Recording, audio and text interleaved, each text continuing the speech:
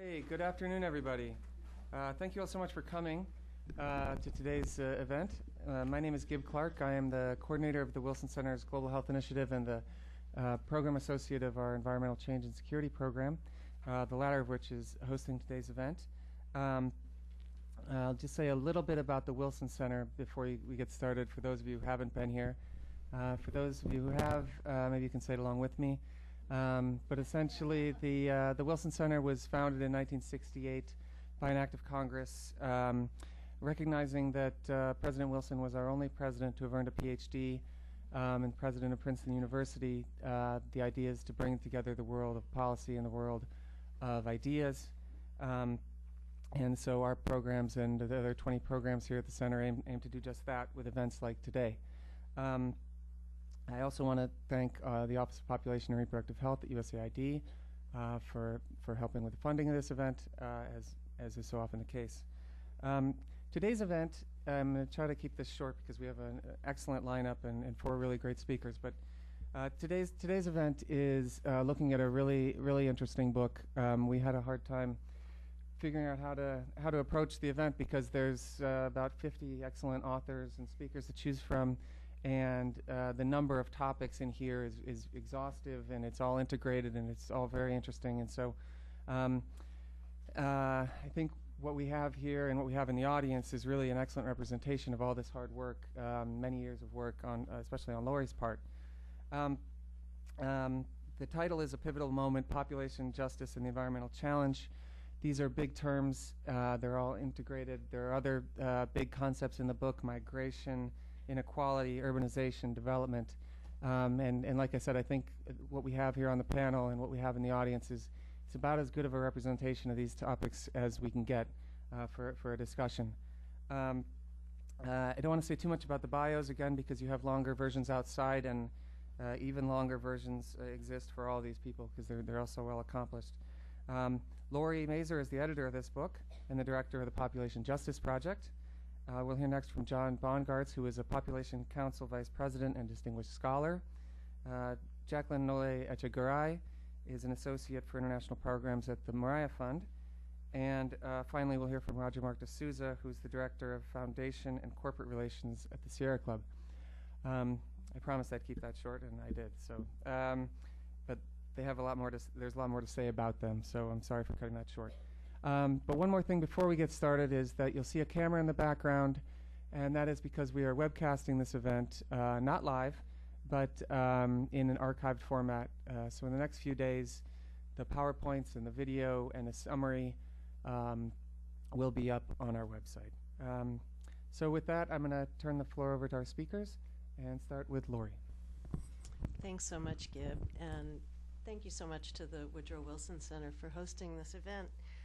And I also want to very briefly thank the many people who made this book possible. As Gib said, there are 50 authors in this book, from whose ideas I will draw liberally in my presentation, and some of whom are here with me on the panel today. But I also really want to thank my advisors and my funders and the dozens of people who attended a series of meetings that the project organized that informed the development of this book. You're probably worried that I'm going to thank them all individually, but I promise not to do that. But please join me in giving a brief hand to all the people who made invaluable contributions to this book. Okay. As the book's title implies, we are living in a pivotal moment. I think it's increasingly well known that this is a pivotal moment for the global environment. Scientists tell us we have perhaps 5 years to reshape the trajectory of our carbon emissions if we hope to preserve a habitable planet. At the same time, I think it's less well known that we're also living in a pivotal moment for world population, because right now the largest generation in human history, some 3 billion people, are under the age of 25. And the choices that those young people make, and crucially the choices that are available to them, will have a huge impact on their lives, their families, and their communities. And collectively, the choices that young people make about childbearing will determine whether world population grows from the current 6.8 billion to 8 billion or as many as 11 billion by the middle of the century. Now, I'm going to argue that 8 billion would be better than 11 billion for human beings and for the natural systems that sustain us. And the good news in this book is that we know how to do this, and that absolutely everything we need to do to slow population growth, ensuring access to family planning and reproductive health services, educating girls and empowering women, promoting sustainable and equitable development, is something we should be doing anyway. So first I'm going to talk a little bit about the connection between population and the environment, which is very complex. Of course, the environmental impact of any given population is determined by two things: by how many people there are, and by how they use resources, by our systems of production and consumption. And of course, some people have a much greater environmental impact than others. This is the Caven-Ronayne family of California, displaying all of their worldly possessions. And the photo is by Peter Menzel from a wonderful book called Material World. And this is Menzel's photo of the Namgay family of Bhutan, also displaying all of their worldly goods. So clearly the smaller Californian family has a much greater environmental footprint, if you will. Or consider this. This is a little pop quiz. The average citizen of Tanzania emits 1/10 of a ton of carbon every year. Guess how long it takes the average American to emit the same amount of carbon? A month? I hear a month? 28 hours. By 4 a.m. on January 2nd, we have emitted the same amount of carbon that it takes the average Tanzanian a year to emit. So when you're talking about population and the environment, human numbers don't tell the whole story. Or take Ghana, for example.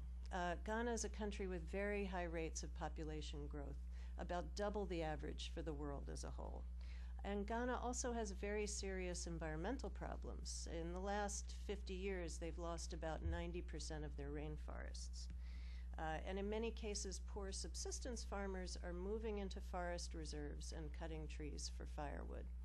So at first glance, you might think that rapid population growth is driving environmental destruction in Ghana.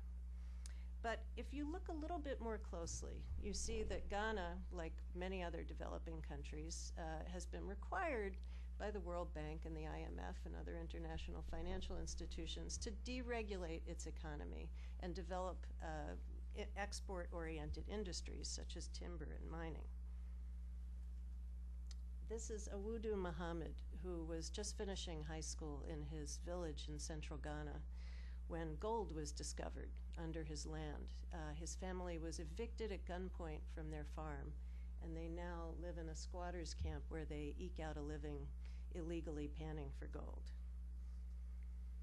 So, does Ghana have a population problem? It's complicated. Certainly, high rates of population growth are a problem for displaced subsistence farmers like Awudu Muhammad's family.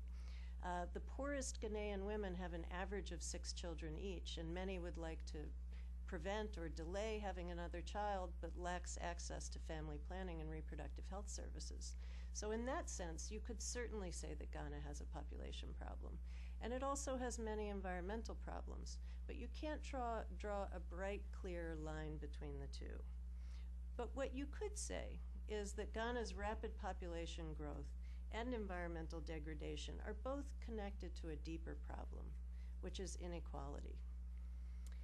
Inequality is certainly a driving force behind rapid population growth. As I think John will explain, population growth rates have come down nearly everywhere, but they remain high in the least developed countries, where poverty is most severe, where infant and child mortality rates are high, and where social safety nets are non-existent. Gender inequality also contributes to rapid population growth.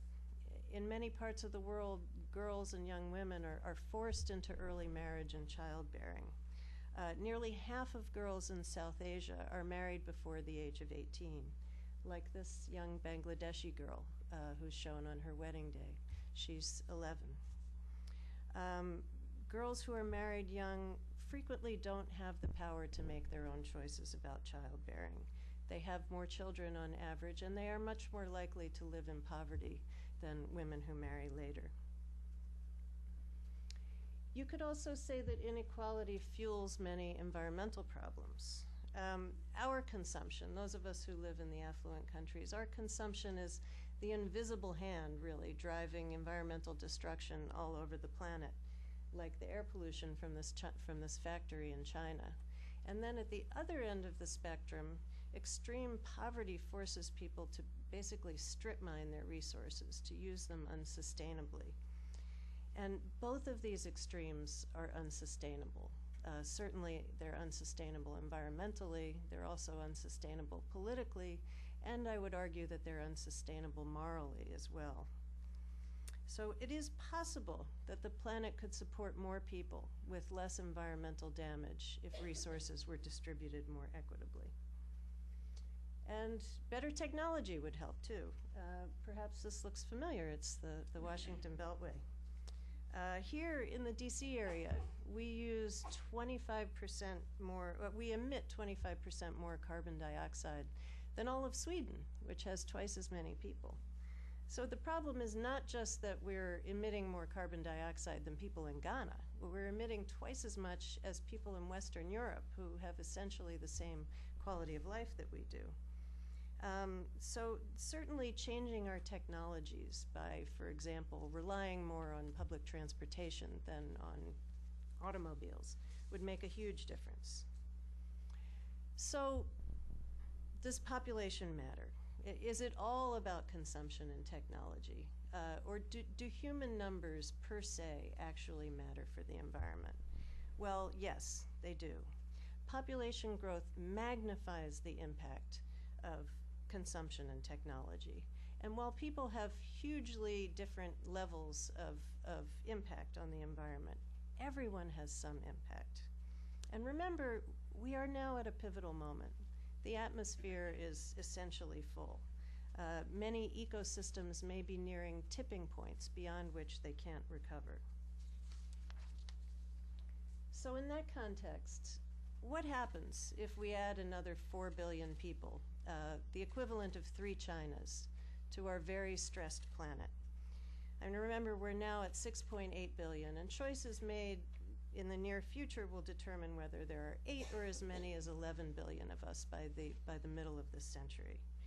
Now, of course, nearly all of that growth will occur in the low-income countries, which is also where rapid development must occur so that the nearly half of humanity that now lives on less than $2 a day can escape from poverty. So for us in the US, the problem is overconsumption. For people in the developing world, the problem is underconsumption. But of course, our planet can't support 7 billion people living like we do, much less 9 or 11 billion. So we need to consume much less. People in the developing world need to consume more. We all need to find ways to meet human needs at less environmental cost. And to be on the safe side, we need to aim for the lower line on this graph. Now, this may be especially true of climate change. I'm sure many of you are familiar with Sokolow and Pakala's stabilization wedge approach to mitigating climate change. Now, the top dotted line, the black dotted line, shows where carbon emissions are now headed. The flat reddish-orange line on the bottom shows where emissions need to go.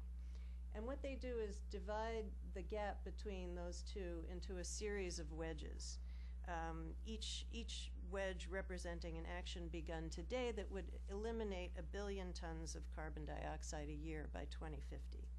Now, 7 slices are needed to avert catastrophic climate change. And research shows that stabilizing world population at 8 billion rather than 9 or more would be worth one of these wedges. And how big is that? It's equivalent to basically ending deforestation. So addressing population growth is a piece of the pie. It's not the whole pie, but it's part of what we need to do about climate change and other environmental problems. And the good news, as I said, is that we know how to do this. Over the last 50 years, we've learned a huge amount about how to slow population growth and also about how not to slow population growth. We've learned that the best way to slow growth is not with top-down population control, but by making sure that all people have the means and the power to make their own decisions about childbearing.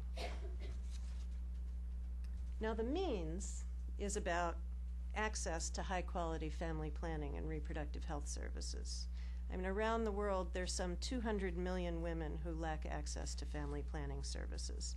And filling that unmet need would go a long way towards improving women's health and slowing population growth. But at the same time, we need to recognize that services are not always enough. The reproductive justice movement teaches us that we have to look at the totality of people's lives, including inequalities of gender and race and class. For example, the legal right to abortion doesn't mean much to a woman who can't afford one or who has no provider in her county. And similarly, meaningful choice about childbearing is an abstraction to parents who are praying that a child will survive, or to an 11-year-old girl who's been married against her will. So we need to look more fully at people's lives and confront the inequalities, both gender and economic, that constrain their choices. As John's colleague and co-author Judith Bruce has said, the unmet need we must now meet is for justice. Now, there are many ways to do this.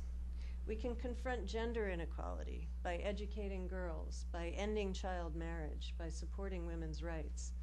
We can fight economic inequality with debt relief by reforming the international financial institutions, and with sustainable, equitable development as envisioned in the Millennium Development Goals. We can do all of the above by investing in the largest generation in history, in education and opportunity, so that young people have real choices in life. Each of these are important, vitally important in their own right, as a matter of social justice. Each will help slow population growth and reduce pressure on natural systems. Now, for those of you who remember the 1994 UN Population Conference in Cairo, this may look a little familiar. This is, of course, the Cairo Agenda, which 179 nations endorsed at that conference, and then largely ignored. But 15 years later, the need for the Cairo Agenda is greater than ever. It's greater because we are at a pivotal moment for the global environment and for world population. And here is another reason why the Cairo Agenda deserves renewed attention now. These programs can help societies adapt to the now inevitable changes in climate. Women in developing countries are on the front lines of dealing with climate change. And by improving women's health and education and empowerment, the Cairo Agenda will also build resilience to climate change impacts. Now, for all of its benefits, this plan is relatively inexpensive. And for example, the developed countries' share of the cost to provide reproductive health services for every woman on Earth is about $20 billion, which is what the bankers on Wall Street gave themselves in bonuses last year. Now, the U.S. share of the total is about $1 billion, which sounds like a lot, but it's what we're spending in Afghanistan every 13 hours. So we can do this. Now, today, we have a chance to make this happen. For the first time in nearly a decade, we have a sympathetic administration. Climate change and other environmental crises are reviving interest in population issues. Now, I've worked on population long enough that I never thought I would hear myself describe this as an easy issue. But I have to say that compared to some of the other things we need to do about climate change, this is a relatively easy one. The difficult North-South negotiations have already taken place. We have an ethical and effective plan of action. And unlike, say, weaning ourselves from fossil fuels, this won't hurt. In fact, it will be broadly beneficial on so many levels, because everything we need to do to slow population growth, as I've said, is something we should be doing anyway. So if there's a silver lining to climate change and the rest of the environmental mess we're in, this is it.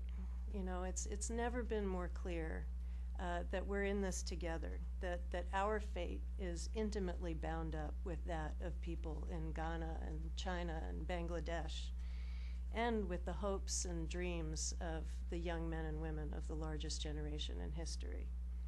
So it's my hope that that recognition will mobilize the ingenuity and the resources and the compassion needed to create a more sustainable and equitable world for all of us. Thank you.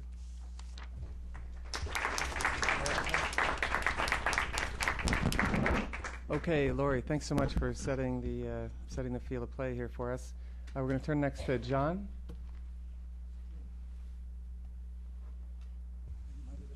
Yeah, I'm just going to get this open for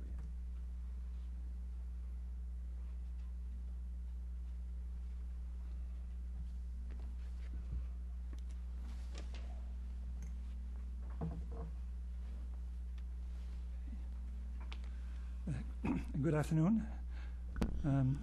My assignment for today is to discuss the demographic situation, and that's a lot to talk about.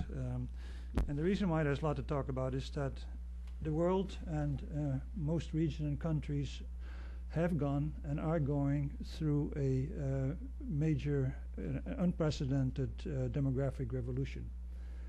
The most obvious example of that change is the rise in human numbers. 4 billion people have been added to the planet since 1950, and the UN projects several billion more by the end of this century. But there are a number of other important changes on the way. Birth rates have dropped basically around the world, some exceptions in Africa, but to levels that were not predicted a few decades ago. People are living healthier and longer lives, except in countries where the AIDS epidemic is severe. People are moving at unprecedented rates from rural to urban areas and from one country to another in search of a better life. And populations are aging, also pretty much worldwide. So there are a lot of things going on, and I don't have the time today to talk about all this. What I'm going to focus is on population size and what drives population trends, what we have attempted to do in the past, and what I propose we do in the future, which is a shift in emphasis in population policy options. My talk is divided into 4 parts. I'll begin with a quick overview of global population trends. Then I discuss the policy that has been pursued in the past, namely the investments in family planning programs, and why that was selected. Then I look forward and say why population growth continues, and I identify the demographic factors that move population upwards. And I conclude with a broad recommendations for population policies. So first, a quick look at the global population picture. I think you all have seen this picture before, so very quickly, the world population stood at 1 billion in 1800. It grew slowly to 2.5 billion in 1950, and then it accelerated dramatically. We've had this period of very rapid population growth. It's expected to slow down and reach somewhere between 9 and 10 billion in the year 2100. 2 points about this. First, all of the future growth is expected to occur in the developing world, the poorer region of the world, which can least afford to absorb these extra people, while the developed world will essentially remain flat, and parts of it will actually be declining. The other point is we're still on a steep part of the curve, and we're still adding 75 million people every year, just as has been the case in the past few decades. So this is the global picture. The regional story is summarized in this slide.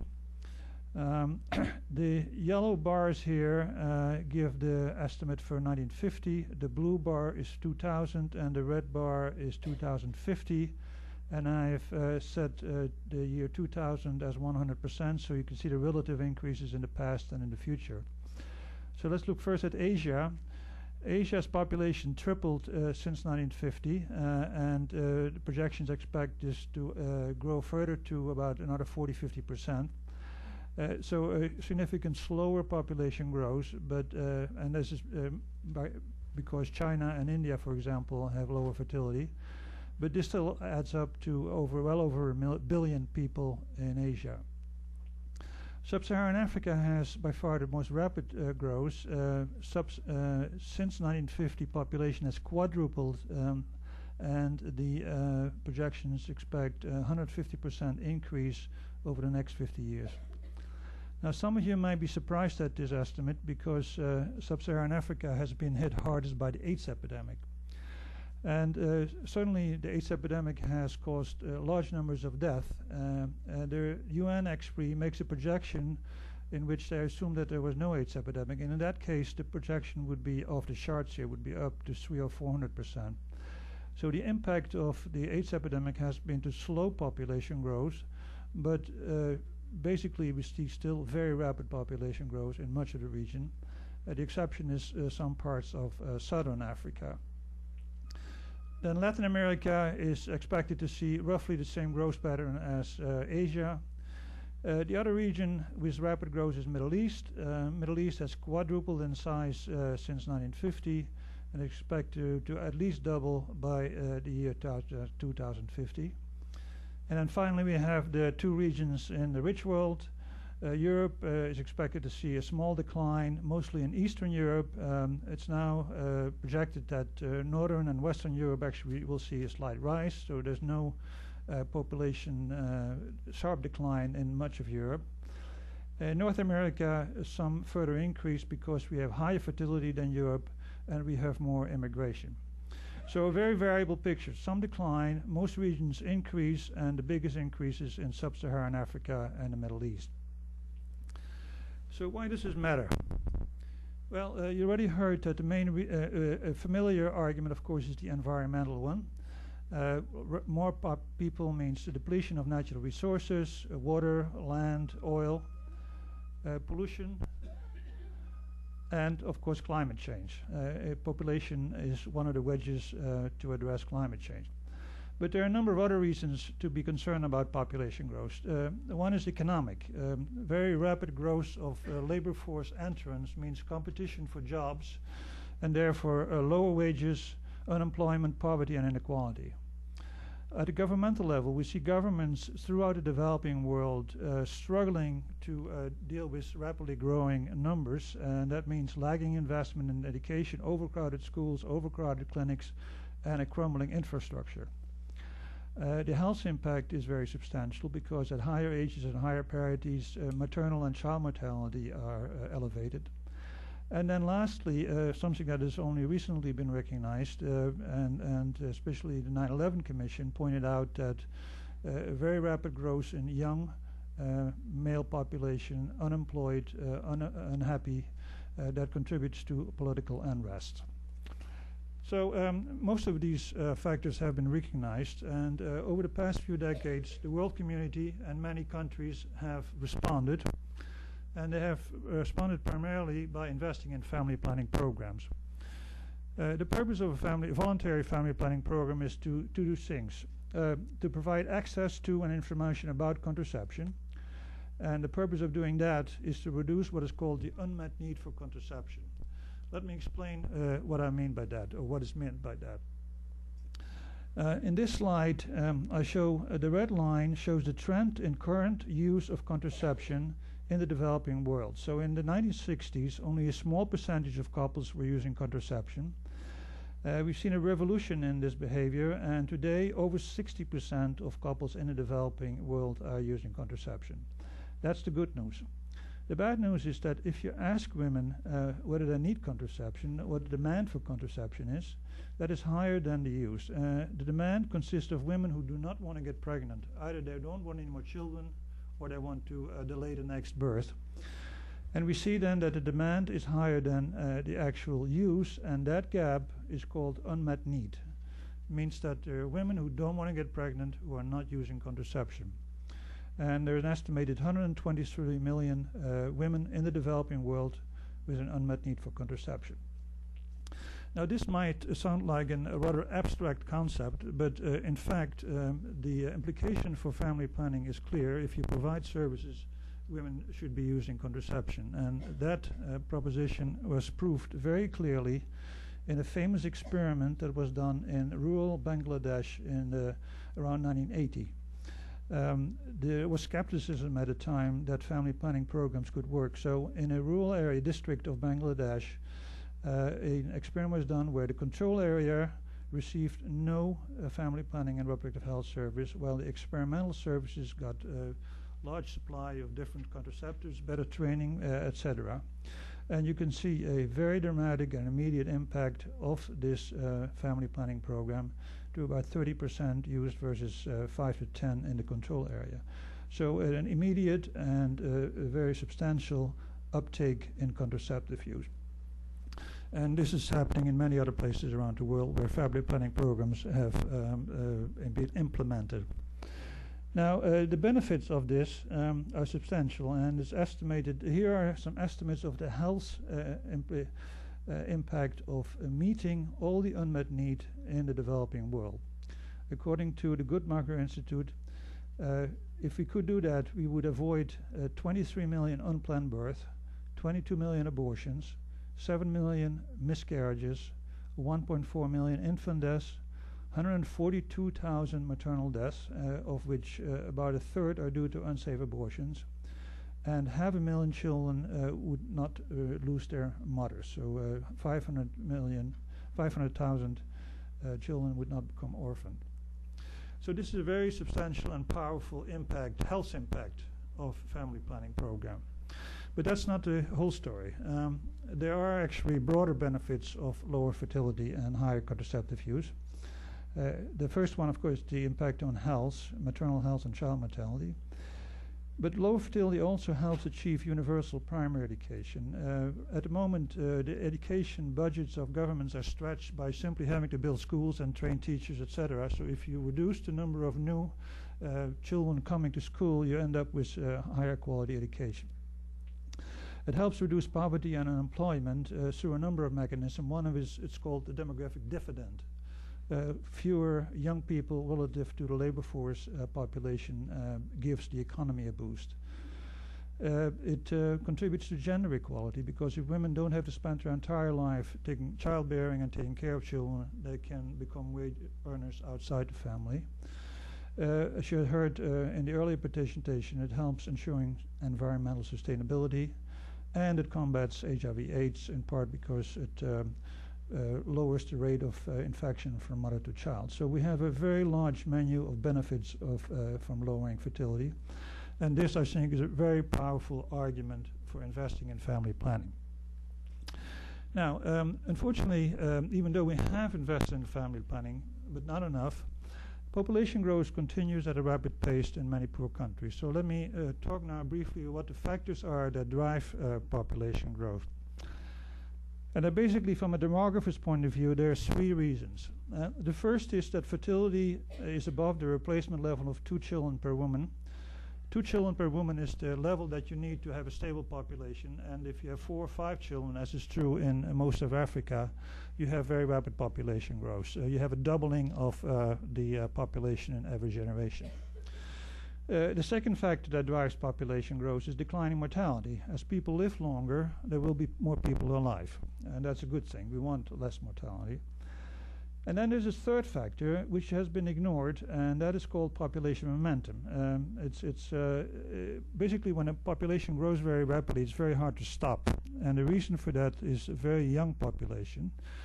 In much of Africa, for example, half the population is under age 18.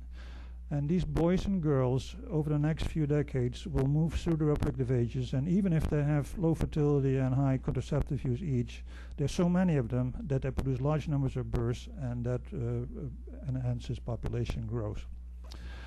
Now, so let me say a word more about why fertility is higher than the replacement. There are 2 components to fertility. It's called wanted and unwanted fertility. Here are, for 3 regions in the world, estimates of the number of births per woman for a group of countries for which we have surveys. So in sub-Saharan Africa, women on average have a little over 5 births, and about 1 of these births is on average unwanted, and 4.5 births are wanted births.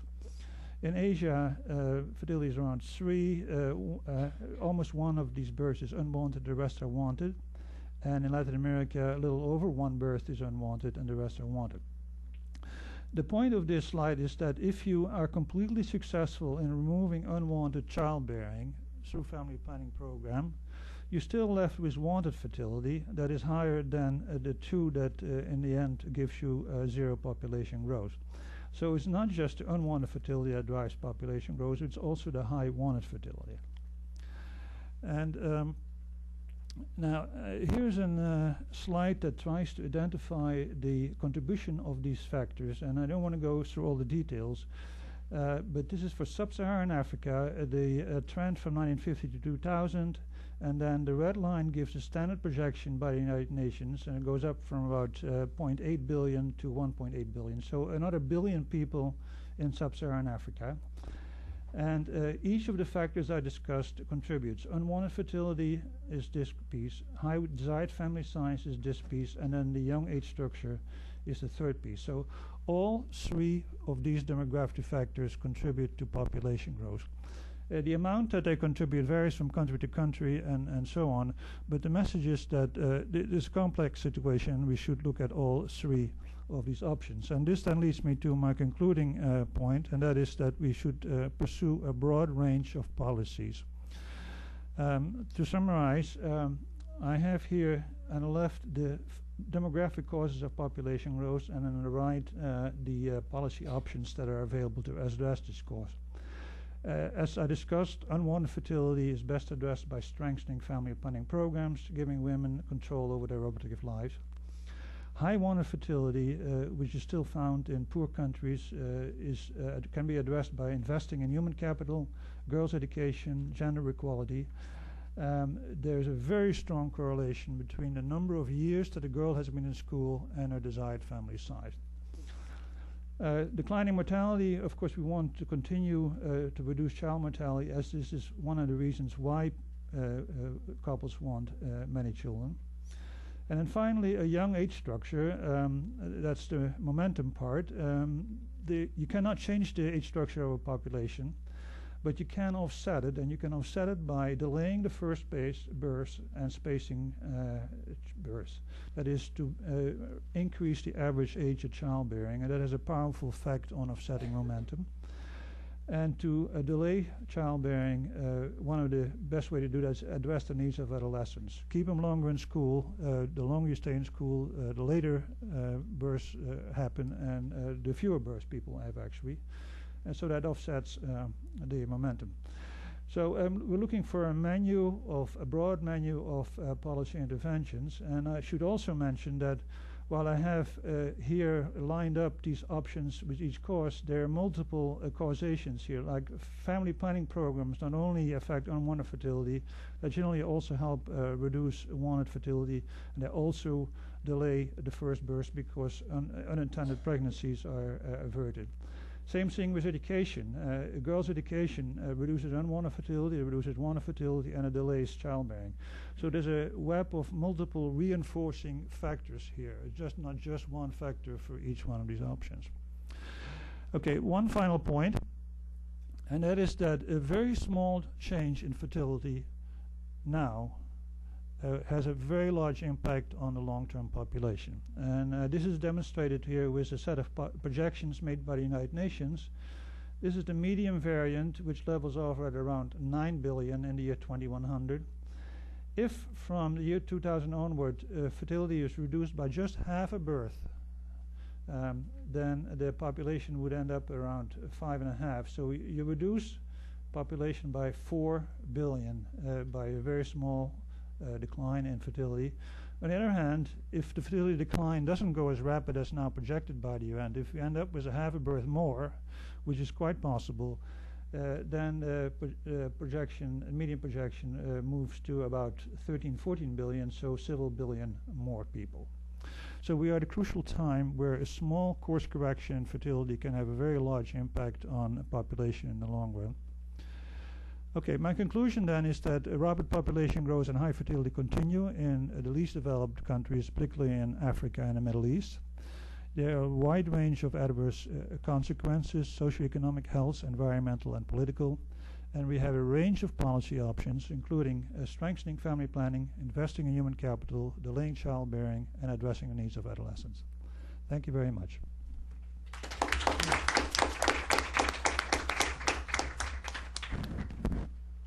Okay, thanks so much, John. We're going to turn next to Jackie.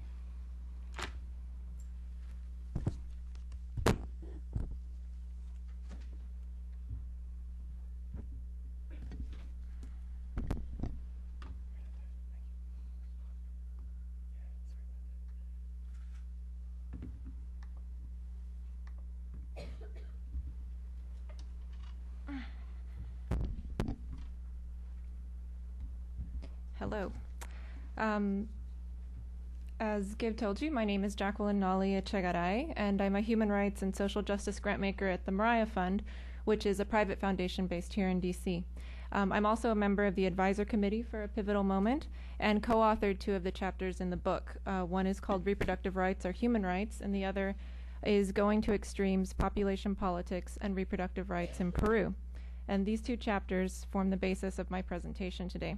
It's been a pleasure for me, really, to be involved in this project, and I really want to thank Lori and the Woodrow Wilson Center and Gib for inviting me to be part of the conversation here today.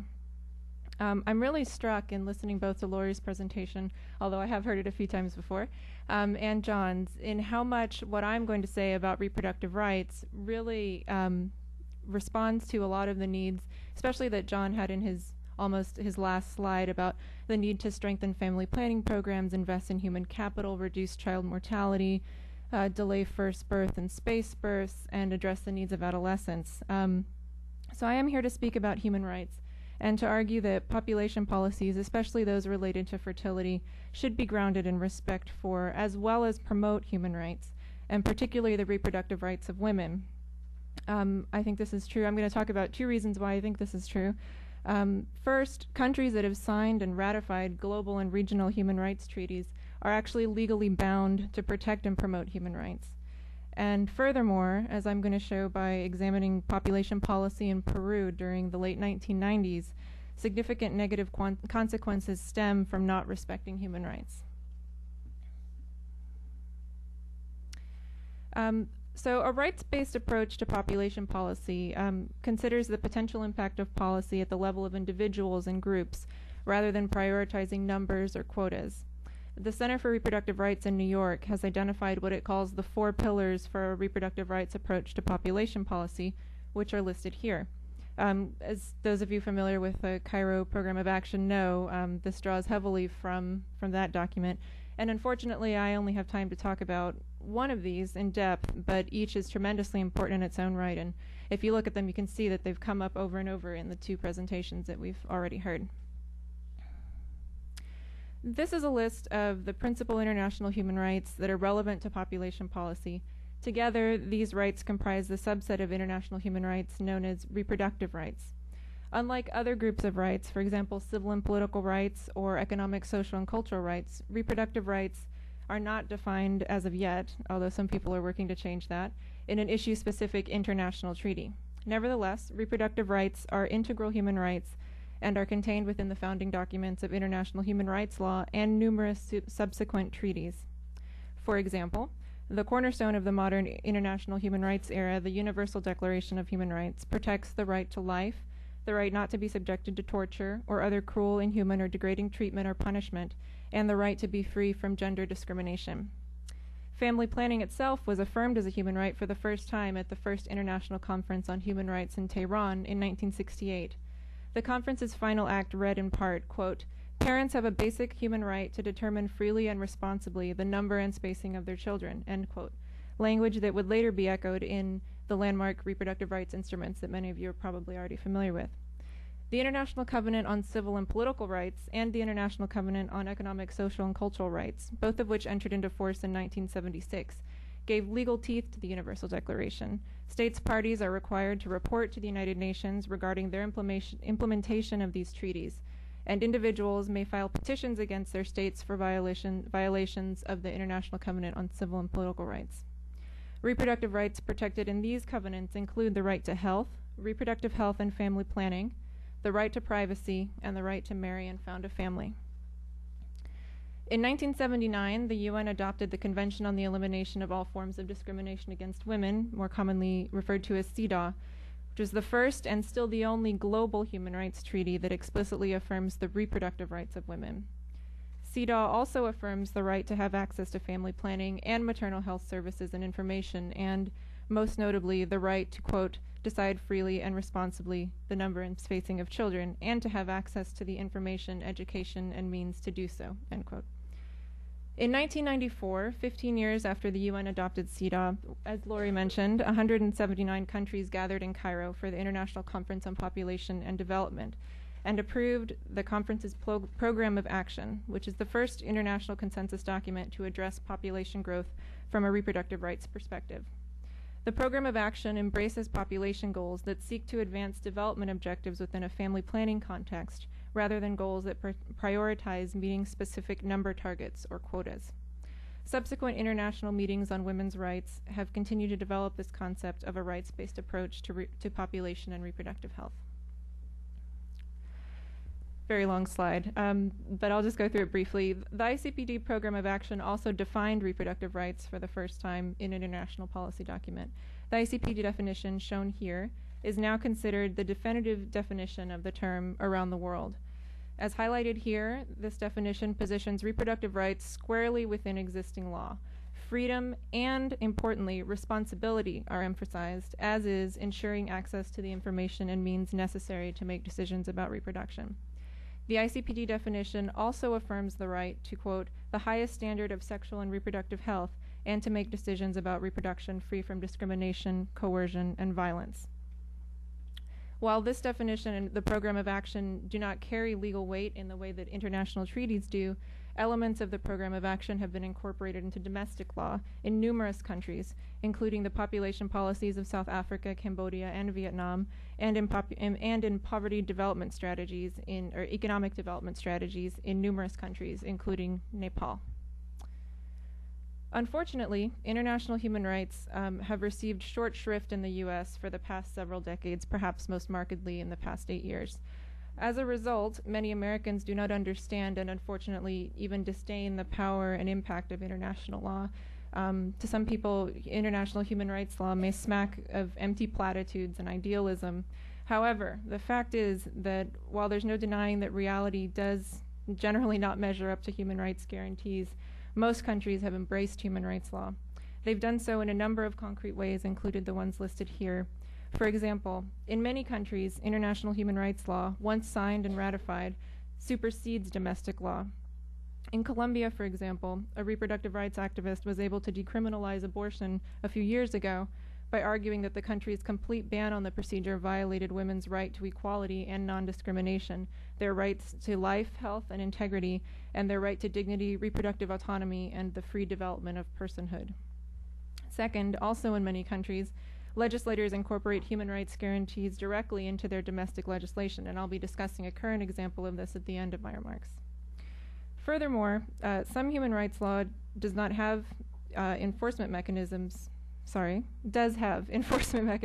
the supranational level, in other words, beyond domestic courts. For example, the European Court and the Inter-American Court of Human Rights hear and decide cases in which individuals and groups allege their rights have been violated by their own governments, and I'll be discussing a case related to reproductive rights in this context a bit later as well.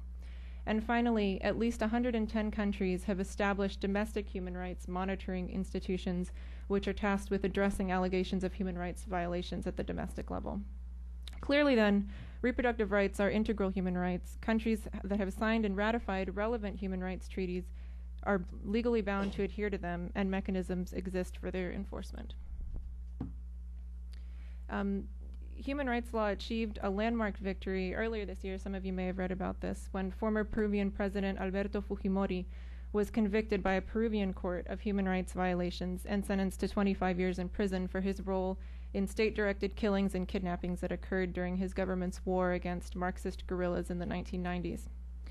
Although he faced numerous charges, including human rights-related charges and corruption, what's not known too widely is that originally groups in Peru considered advocating that he be charged with many more, including responsibility for the forced sterilizations of thousands of indigenous women and men carried out by his government under the banner of population policy and reproduction in the late 1990s.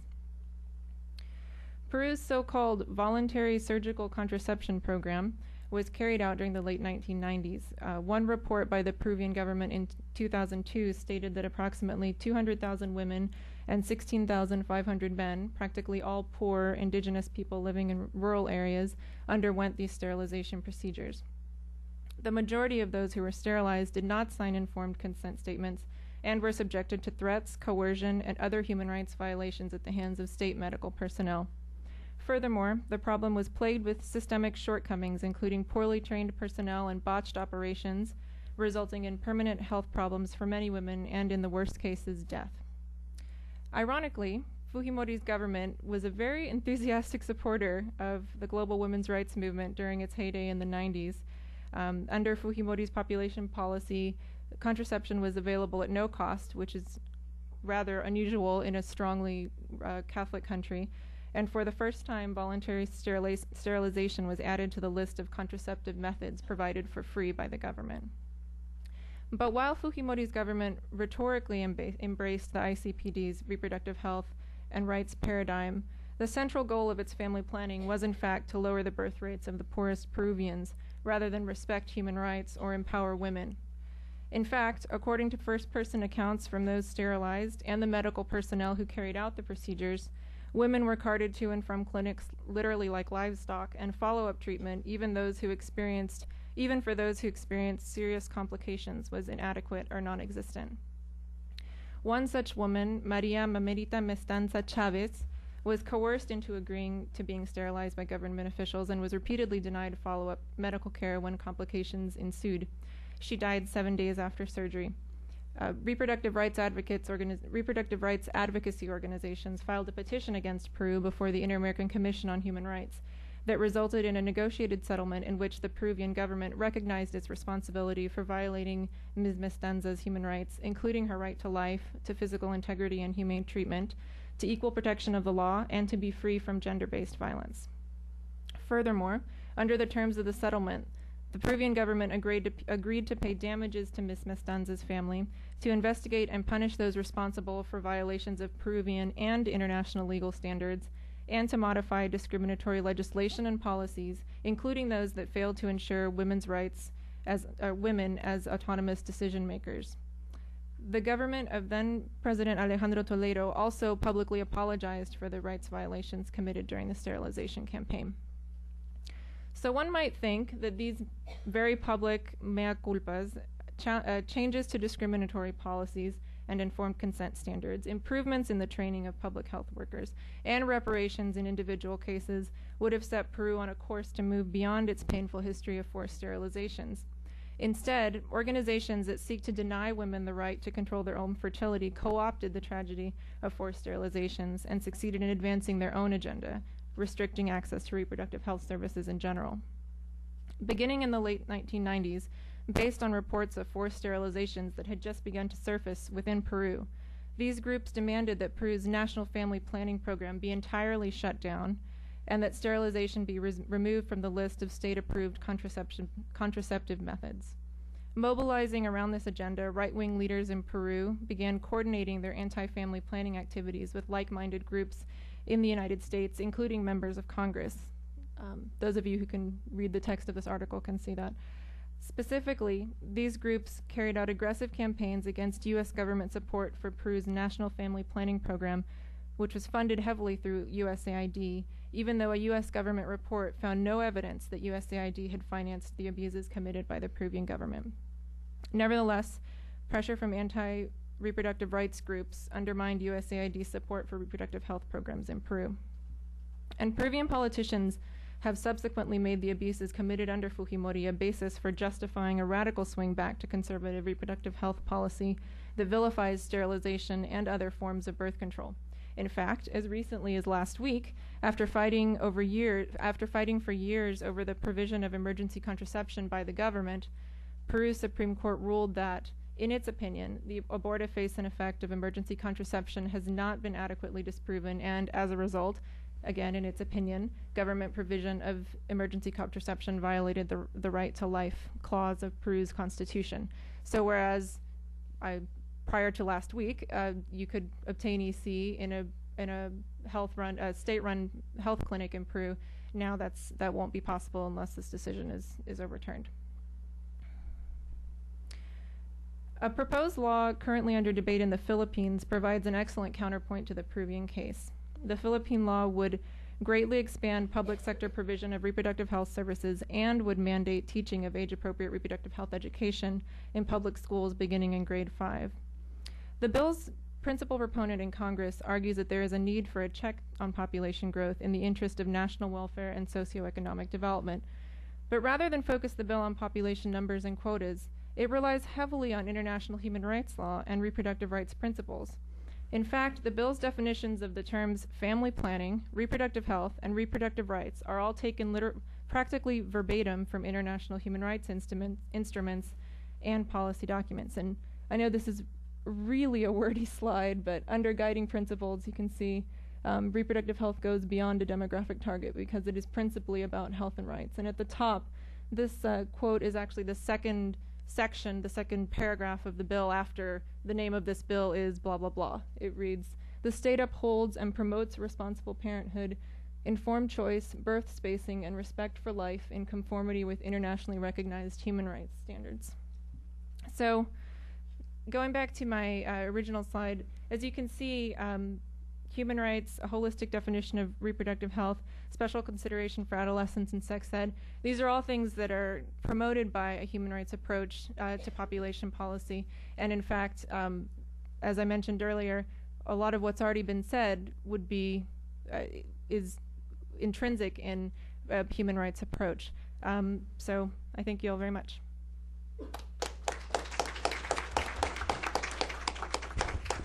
Okay, thanks so much, Jackie. For our last presentation, we'll hear from Roger Mark.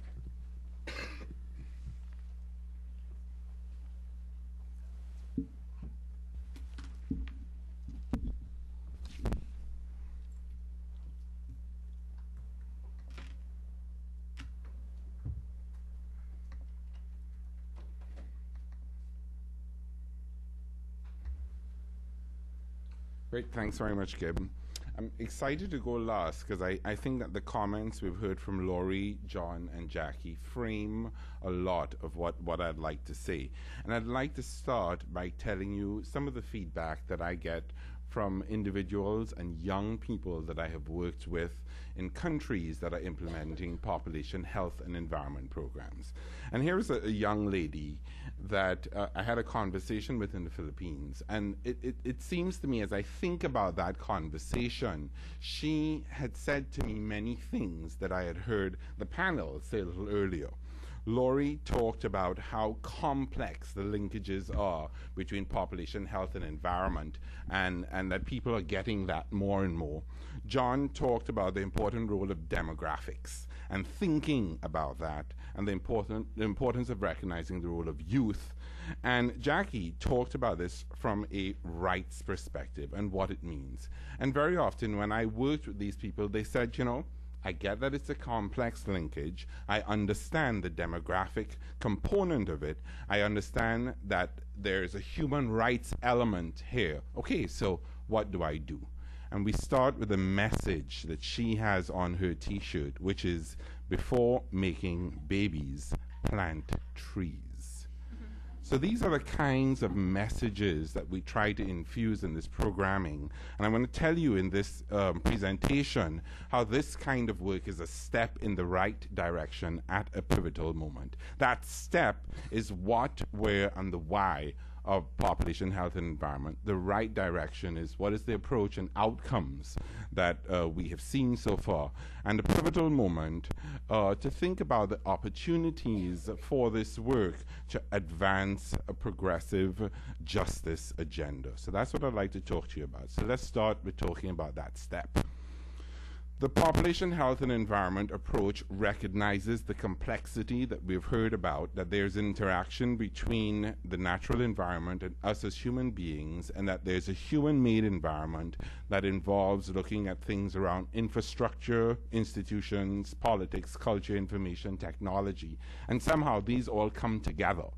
The approach attempts to look at this, deconstruct it, and to find ways that we can look at these issues jointly and help improve access to family planning and the involvement of women in development, to facilitate community participation in conservation activities, and to think about how this approach can be sustainable and cost-effective in a way that builds upon single sector approaches and goes beyond. So these are the general objectives of these population health and environment projects. A number of these projects are taking place at fairly small scales throughout the world, and a number of organizations are implementing these projects, from environmental conservation organizations, reproductive health service delivery organizations, community-based.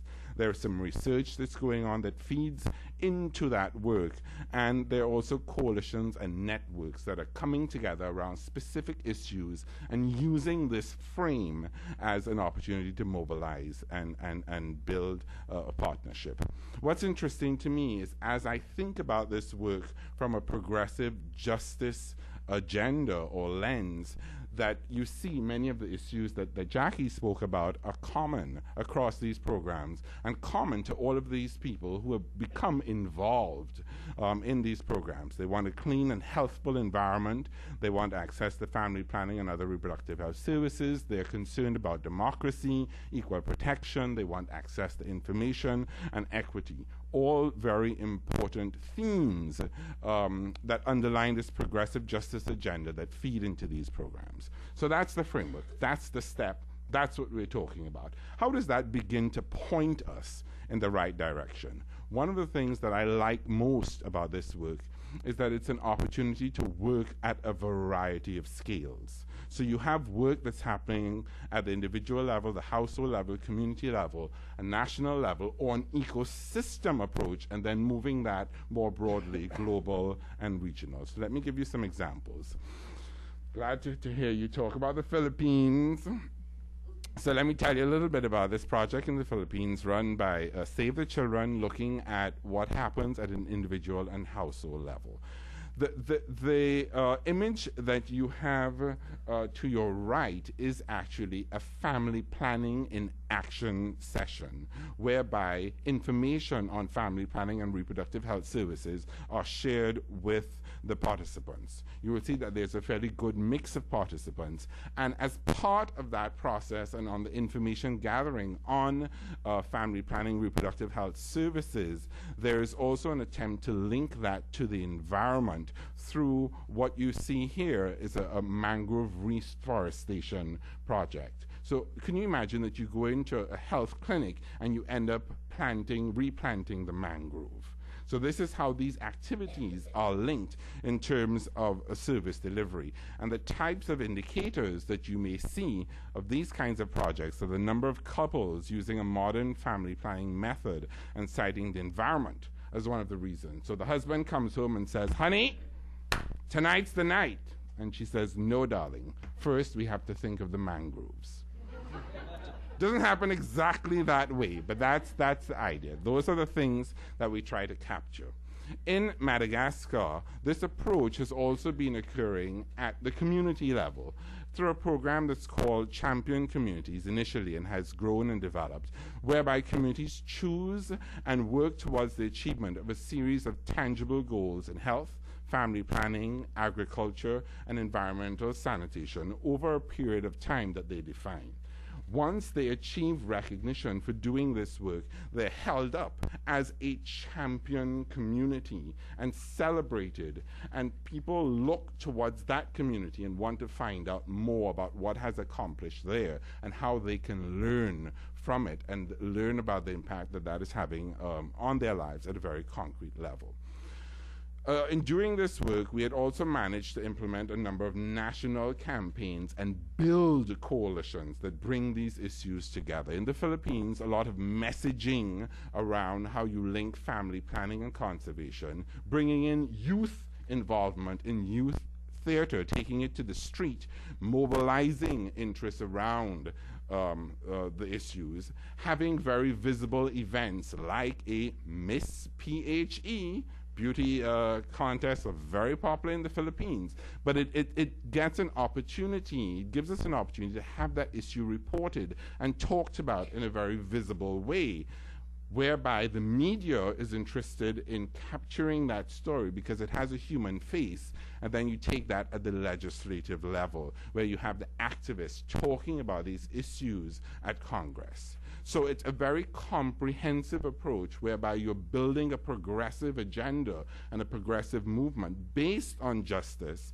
that's really moving forward in a very coordinated way. Interestingly enough, these approaches have also been applied in very different ways and very complementary ways according to ecosystems. In Guatemala, in the Petén National Reserve, a number of reproductive health and organic farming initiatives were implemented, whereby women in a particular community were being trained in how to become midwives, how to become reproductive health promoters, and being given materials and supplies. You had men in that same community who were part of a model farm, being trained as agricultural promoters and learning a lot about natural pesticides. And the woman said, wait, what's going on? Why can't I go in that group? Why is there a male group and a female group? And the woman started to infiltrate the male group and started to learn about organic farming and started to do better than the men and started to set up some revenue generation projects.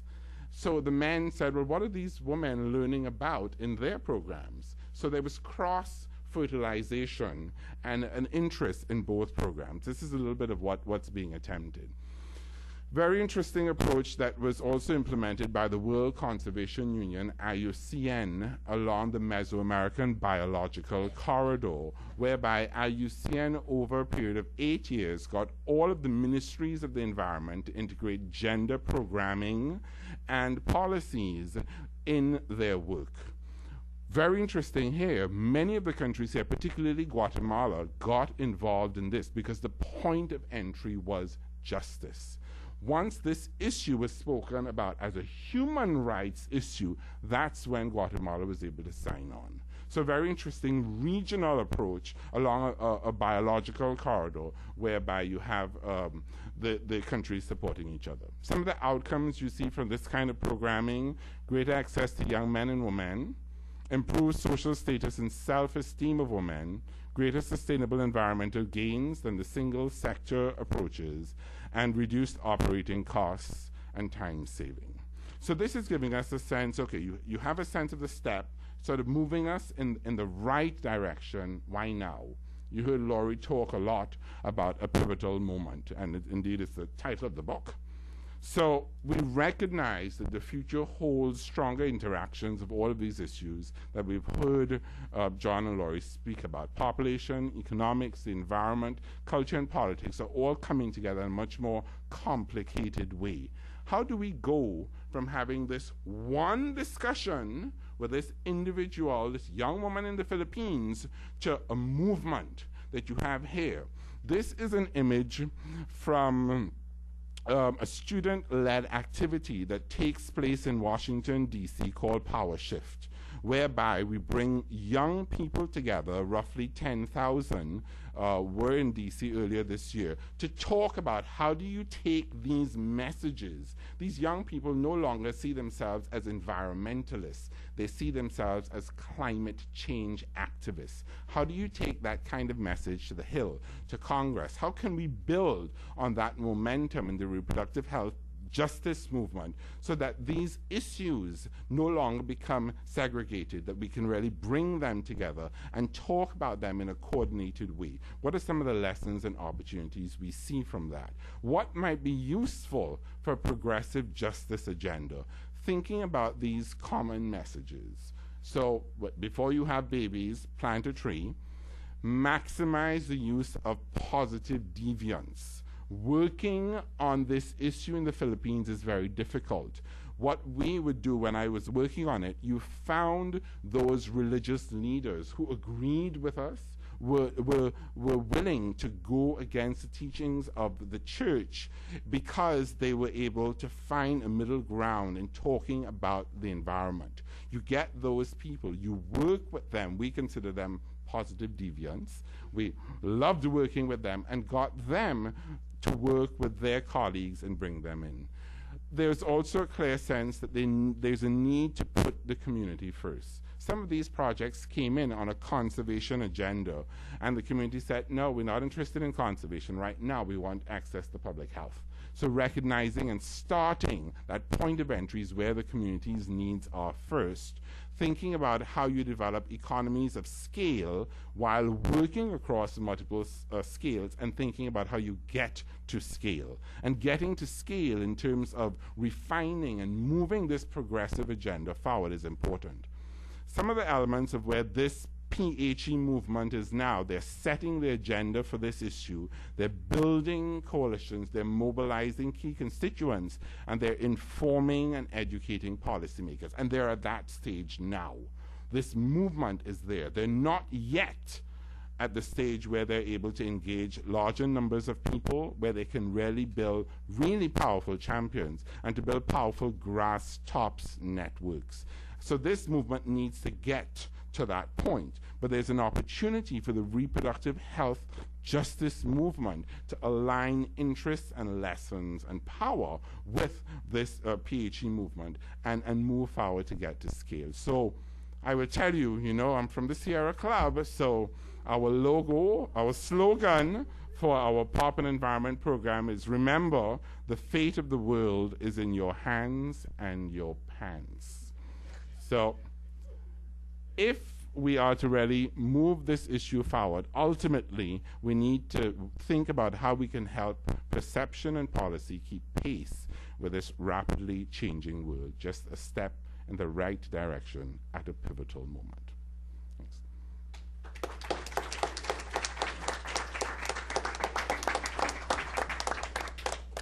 Okay, well, normally after 4 presentations, I'd ask people to stand up and stretch, but I think Roger Mark relaxed us all a little bit there at the end.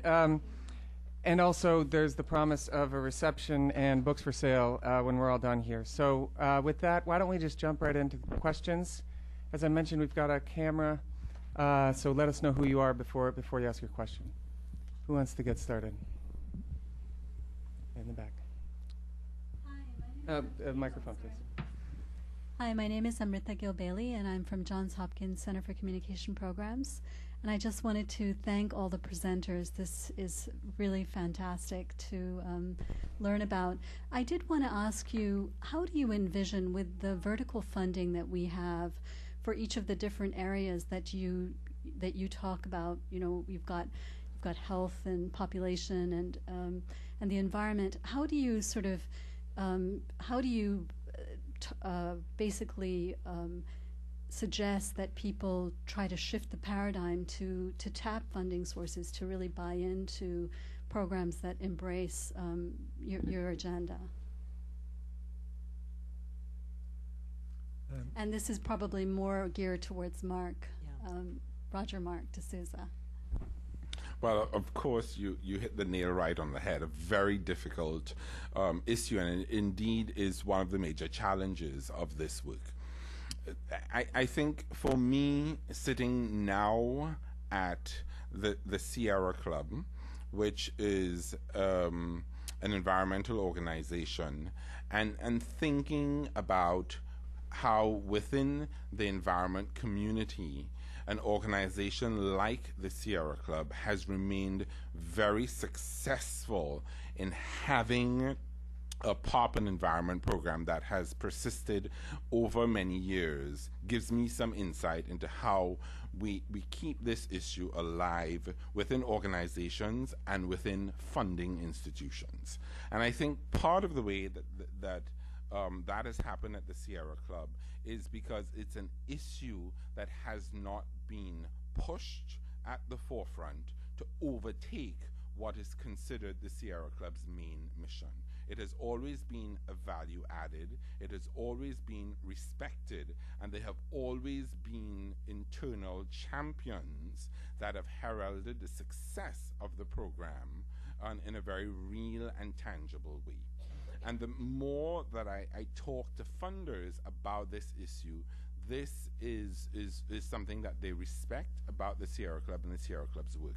So I think it's finding what's the appropriate level and pitch to talk about this issue, being able to show successes, and to find out who are the champions who will stay with this issue in time of budget cuts. And it doesn't hurt to find out when those champions within the funding community have access to discretionary funding, which tends to be a little, there tends to be a little bit more leeway.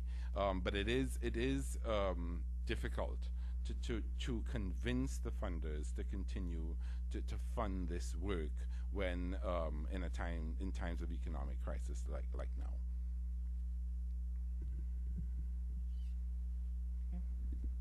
Can I just add, I think that kind of cross-pollination is really important at the program level, but it's also important at the advocacy level here in the United States. You know, 20, 30 years ago, there was a broad coalition of groups, environmental groups, reproductive, family planning groups, in support of these kinds of programs. And that coalition has, to a large extent, dissipated, and I think we need to rebuild it. And so I think that involves coming up with the right messages to reach across these different advocacy groups in the U.S. to rebuild that coalition. Because I think the Obama administration wants to do the right things on these issues, but needs a show of support from a broad range of constituents. Yeah, Sean over here.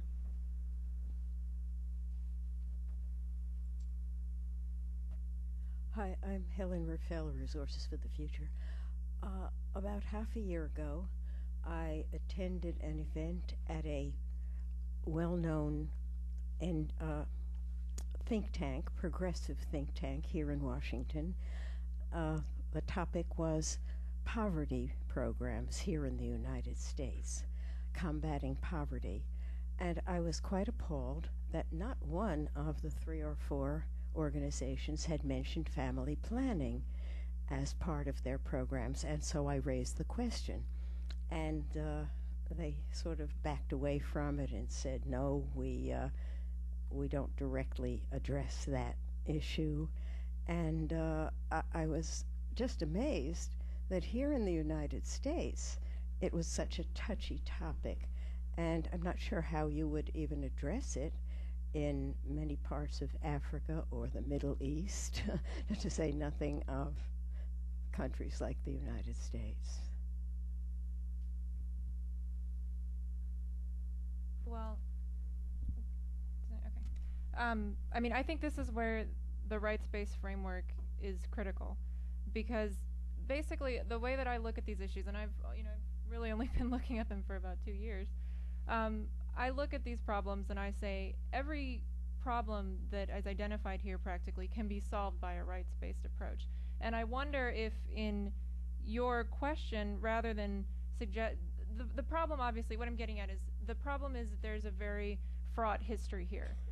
It's not, as I discussed in my example about Peru, but also in the United States and in numerous countries around the world, there have been many efforts to control reproduction through draconian, coercive policies that resulted in death and suffering and terrible things for probably millions of people.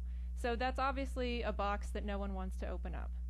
But the fact is that a reproductive rights-based approach offers a way to discuss population growth and other issues in a way that promotes dignity. It promotes rights. It promotes empowerment of women. It promotes education for girls. These are things that people do want to talk about. These are things that most people want to try and improve. So that's where I feel like this piece fits into bringing in this conversation. Again, I think if someone is to discuss, it's difficult for people who were targeted with these types of population control policies not to immediately jump to, well, the intention here is to eliminate my entire group of people, or targeting my ethnic group or my race. And that's pretty reasonable because it's happened in the past, in my opinion. But reproductive rights offer a way to think about these issues in a way that isn't targeting anyone, but in fact is trying to improve everyone's life. Sure, go ahead. As far as human rights are concerned, I'm terribly interested in that and still very supportive of Human Rights Watch, Amnesty International, and so forth. When I took my law degree, I was particularly focused on human rights, and I worked for Human Rights Watch for a while. And I noticed in your, and I'm aware of this too, that in the international human rights protocols and statements, there's no mention of contraception, and when they talk about things like the right to control your own, spacing and birth and so forth, it's so general that you can talk about abstinence and say, well, that's a right, not to have children, to space them and so forth, but there's no particular mention, even here in the United States, about anything beyond well-used self-control and abstinence and so forth. And of course, I know in the United States from personal, since I was born in the 1920s, that contraception itself was not legal until about the middle of the century. I can say a few words about this. Yes, I think we have a serious problem in the United States with access to contraception. It's a very basic thing. And if you compare the United States with Europe, for example, we have much higher adolescent pregnancies. We have much higher levels of unintended pregnancies. Close to half of pregnancies in the United States are unintended. That is, they're not, the woman doesn't want another child, or she wants to space more. We have higher fertility in the United States, in part because we have many more unwanted children than in Europe. If you look at wanted fertility in the United States, it's not that different from, say, France or England. Unwanted childbearing is a significant problem in the United States, and it's in part because we don't have as much access to contraception, and the discussion, as you point out, of contraception is sometimes difficult. And there are religious and political reasons for that. We have groups opposing free access to contraception and abortion. On that specific point, though, I would say, I suppose that one could interpret the language any way that one wanted. And most of the time, I think that when, for example, from the ICPD Program of Action definition of reproductive rights, that everyone should have the right to decide freely and responsibly, all of that, and have the information and means to do so in terms of how they reproduce, when they reproduce, how many times.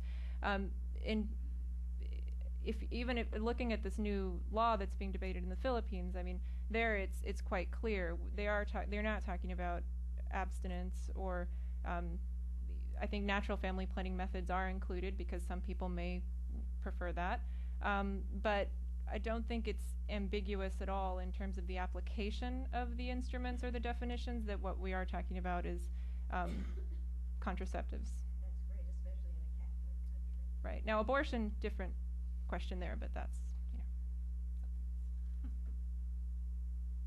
Yeah, let's go here with Bob. Wait for the microphone there, Bob. Thank you all. This has been very stimulating, and I guess I want to ask John a question, but I want to get at it through approaching something that Jackie was presenting, which I thought was very good, which is, and also relates to both of these questions, I think, which is that I think in this room you wouldn't have much disagreement or any disagreement at all that rights are a sufficient basis for making the argument for all of the policy options that John was talking about. What's a little less clear to me is how you approach those people who themselves are maybe supportive broadly of rights but aren't quite as motivated by that as they are concerns about the connection of population growth to real environmental problems and real challenges. And that part of the role of a book like A Pivotal Moment is to, in effect, bridge those communities and reach out to those people who maybe are less informed about rights, not because they're not supportive of human rights or don't want to see these programs put in a rights framework, but just simply because they're not that convinced that if you do that, it's going to have an actual impact on fertility. I personally think it will. I'm convinced that we don't really. If policymakers were sufficiently motivated by the rights argument, we wouldn't need any other arguments. And I think fertility objectives and population objectives that many of us share would be achieved by that. But I don't know if the public gets that. And in line with that, I'm struck by John's argument. I've seen it in the past and was intrigued to see it again today, that the curves that you drew, John, about how to disaggregate the impact of wanted and unwanted fertility and population momentum, and the fairly unambitious wedge, we might call it, that's achieved by addressing unwanted fertility. And from a sort of a public message, I think as a policymaker, when I saw that, my first thought would be, well, that's nice, but that isn't very much of it. And it sounds like there's not a lot we can do about population momentum. And who would want in a rights framework to try to directly take on wanted fertility? There's a serious rights issue about whether we should be addressing wanted fertility. I was glad that you mentioned at the end, later in your talk, that these are all sort of malleable and that things interact, but that chart is heavy duty. I mean, that chart really suggests a very firm quantification. And one of the things I'd like to ask you about is fertility in a demographic meaning, as I understand it, actually means just simply the number of children. It doesn't bear any respect to the timing of the childbearing. But I wonder if we actually were looking at the intentionality of timing and ask ourselves, even if the fertility desires that women tell DHS surveyors are what they want, if child after child and pregnancy after pregnancy is mistimed and comes earlier and in more rapid succession than women want, wouldn't those numbers be somewhat different? And are you confident that you've got that graph right? Could you say a little bit about that? Sure. The assumption in the decomposition graph that you mentioned assumes that fertility goes down and the timing doesn't change. But in fact, that's what happens if you look over time. The schedule of fertility by age lowers at older ages and lowers at younger ages, but the average age doesn't change very much. So unless you have an additional effect on timing, it's not going to have a tempo effect, if I understand your question correctly. But I think the point that you started with, namely that these factors and the policies interact. I'm presenting this graph because I want to get everybody clear on one message, that family planning alone will not do the trick. Whether or not exactly it's the number that I have here, I want to get people's head that you need to do more. If you simply had a magic wand and you had exactly every woman in the world had perfect access to contraception, population growth would still be very large. That is the message. And that in turn leads to other implications. Now, you're quite right, and I'm trying to be very careful about, certainly I don't want to push women to have things that they don't want.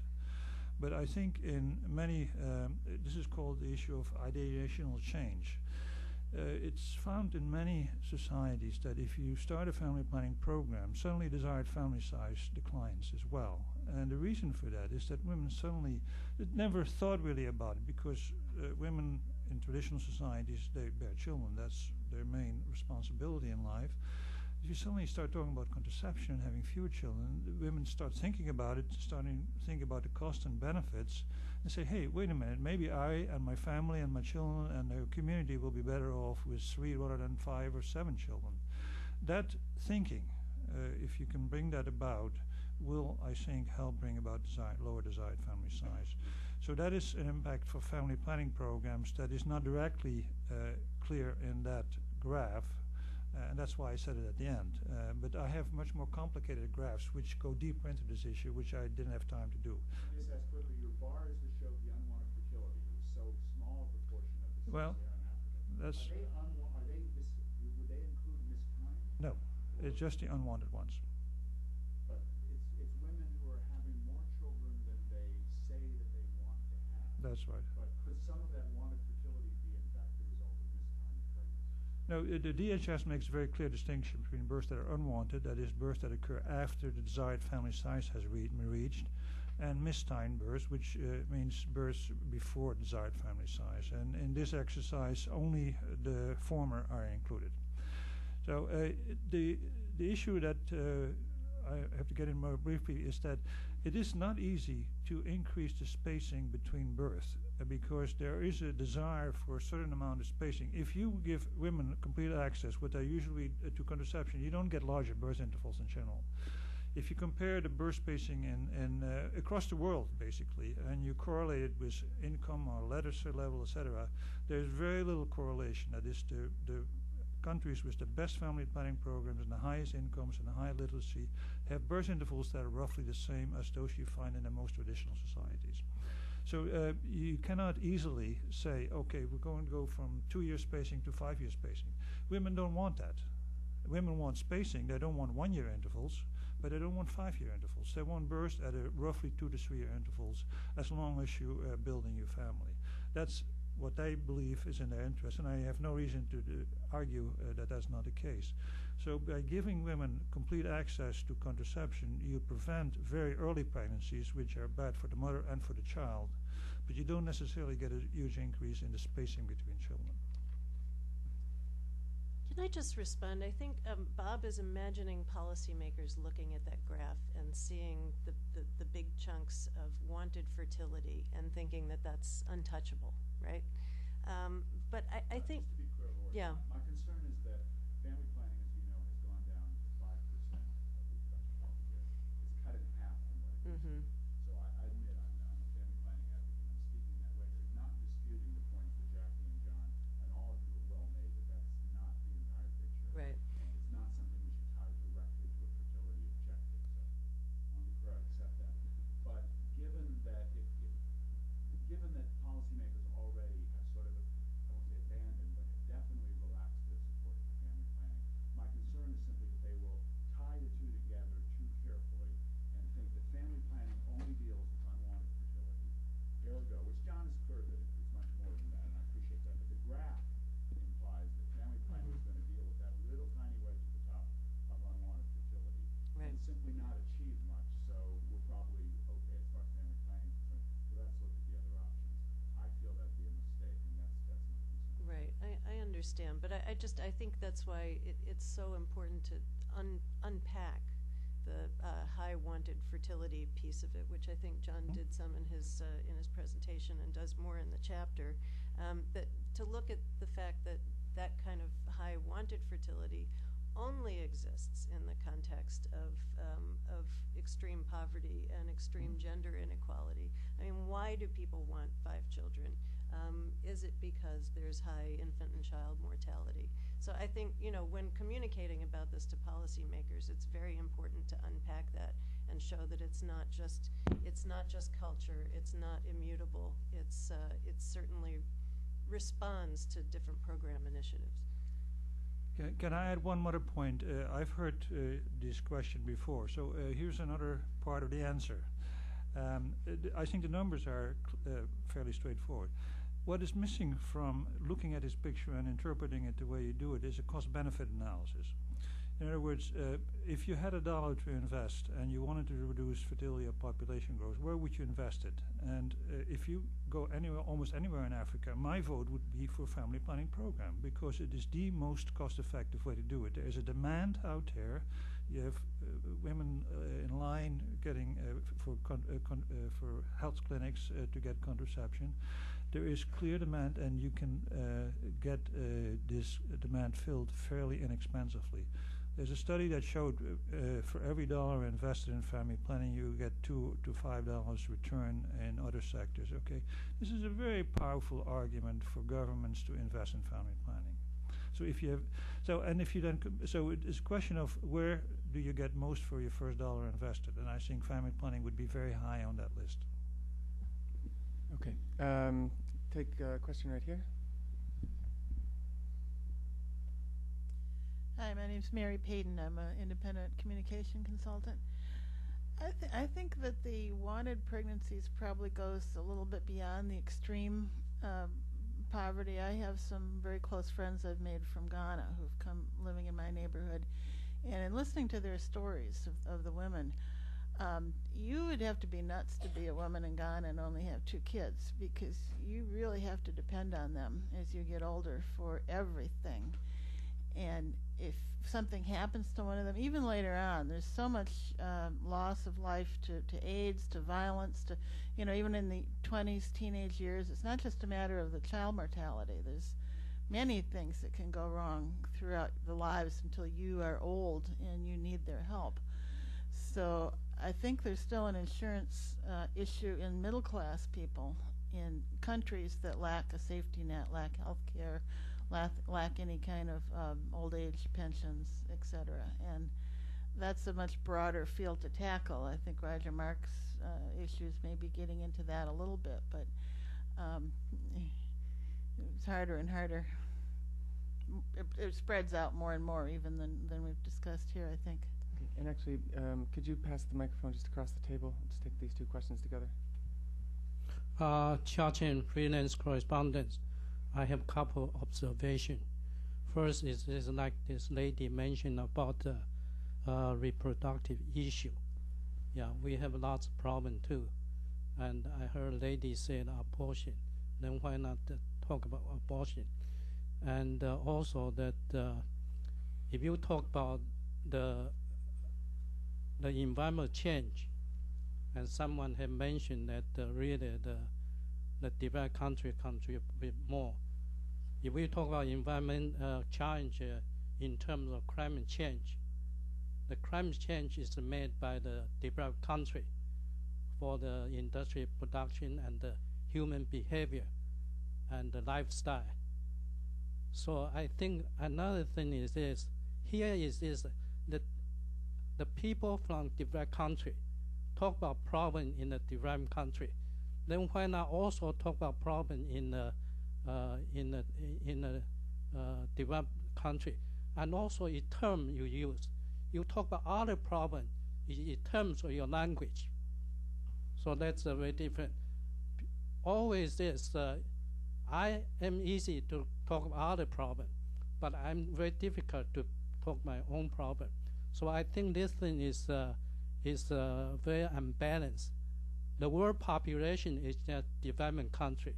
It's also developed country too. And actually, developed country have contributed more to the problem than the developed country. Thank you. Okay. Lori, do you want to start with that second question? Sure. I mean, first off, I couldn't agree more that climate change is, to this point in history, almost wholly caused by the developed countries. But we still face a significant quandary because we are at a pivotal moment for the climate, because the atmosphere is full, and because half of humanity is living in poverty and needs to develop, and because that development will require greater carbon emissions. So this is not in any way a way of saying that population is the problem. It's not a way of dodging the North's responsibility for causing climate change at all. But I think that in this context, what needs to happen is contraction and convergence. We all need to we need to reduce our carbon emissions dramatically, especially in the U.S. and other developed countries. We need to converge. We need to equalize carbon emissions, but they need to be equalized at a very low level. But I just want you to understand that the book is not in any way saying that population growth per se is a cause of climate change today. But if you look at the future, that picture will change because almost all of the growth in emissions will take place in the developing countries, which is where population growth is occurring. Any comments on that on the table? Just want to make a quick comment about that, which is that I, of course, agree in this regard with Lori, and just want to point out that a part of the book that I think came along a bit later, it wasn't in the original thought and the original construction of it, was to look at, and Lori alluded to this in her presentation, to look at the global financial policies and what drives environmental destruction around the world.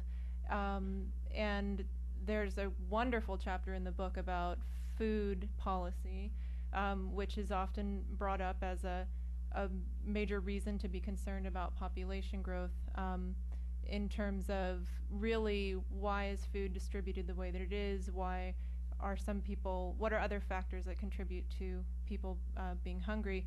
So my point is that the book attempts, I think, extremely and in a very ambitious way to bring in a number of viewpoints. And while I too would have particularly liked to see in this conversation and in every conversation about these issues someone to discuss the impact of global financial policies on poverty, inequality, etc.